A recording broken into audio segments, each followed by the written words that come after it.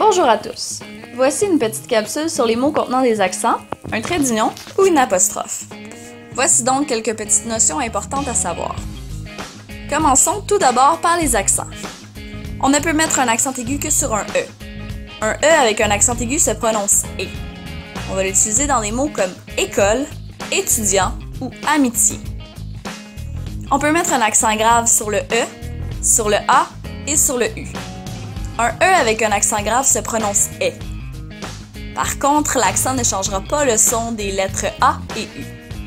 On va utiliser l'accent grave dans des mots comme mystère pour le E, A comme lorsqu'on dit aller à quelque part pour le A, et ou comme lorsqu'on parle d'un lieu pour le U. On peut mettre un accent circonflexe sur toutes les voyelles, sauf sur le Y, donc sur le A, sur le E, sur le I, sur le O et sur le U. L'accent circonflexe ne change pas le son des voyelles, sauf pour le E qui se prononce « est ». On peut l'utiliser dans des mots comme âme, bête et fantôme.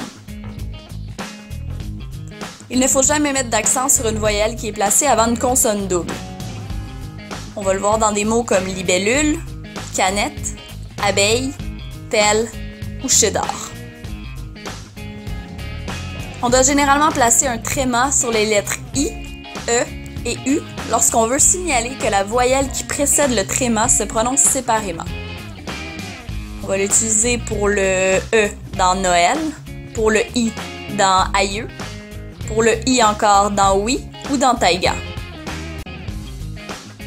Ensuite, par rapport au trait d'union, on va utiliser le trait d'union lorsqu'on veut associer deux mots ensemble, qui vont alors devenir des mots composés.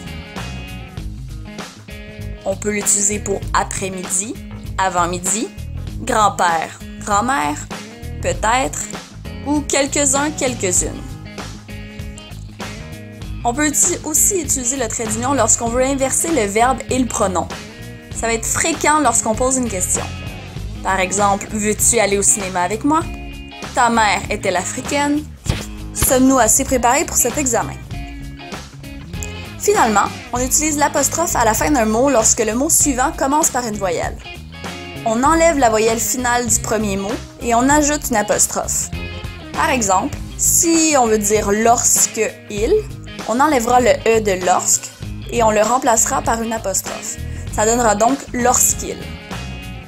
Alors voilà, c'était une petite capsule sur les mots contenant un accent, un trait d'union ou une apostrophe. J'espère que ça t'a aidé un peu.